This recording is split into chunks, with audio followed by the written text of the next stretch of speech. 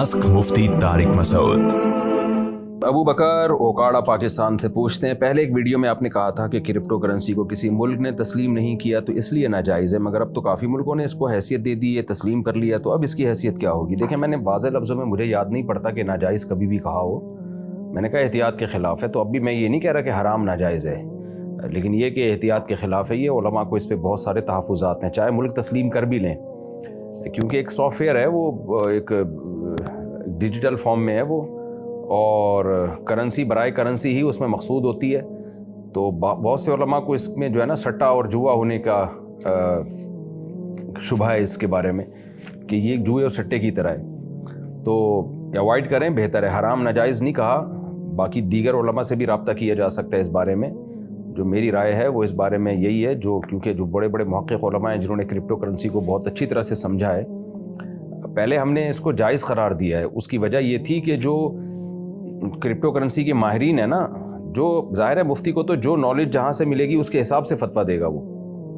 कुरान और सुन्नत की नॉलेज तो वाज़ेह है, लेकिन क्रिप्टो करेंसी की हैसियत क्या है, इस जो डिजिटल करेंसी के माहिरीन है उन्हीं का इख्तलाफ है।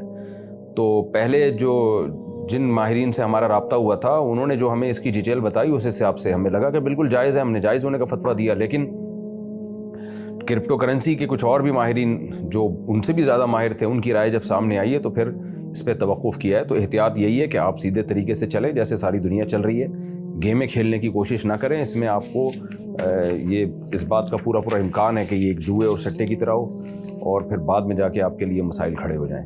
तो एहतियात के ख़िलाफ़ कहा जाता है, हराम और नाजायज़ वाज़ेह लफ्ज़ों में नहीं कहा जाता।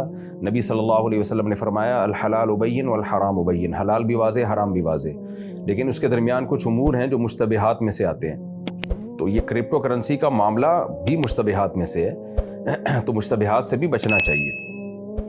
और ये मुश्तबिहात उलमा की वजह से नहीं है, क्रिप्टो करेंसी के माहिरीन ही उसको एक्सप्लेन नहीं कर पा रहे हैं।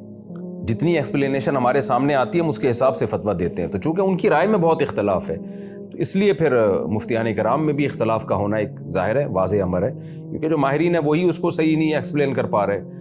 तो क्रिप्टो करेंसी उलमा ने तो इजाद नहीं की है ना उलमा क्रिप्टो करेंसी के माहिर होते हैं। जो माहिरीन हैं उनसे पूछ के बताएंगे आपको कि ये क्या है, तो उन्हीं की राय में इसकी हकीकत को एक्सप्लेन करने में इख्तलाफ है, तो इसलिए उलमा की राय में भी इख्तलाफ है। तो मेरा इसमें मशवरा यही है कि आप इसमें एहतियात से काम लें। दा मा युरीबुका इला मा ला युरीबुक, हदीस में आता है जिस चीज़ में शक है उसको छोड़ दो, यकीनी चीज़ को ले लो।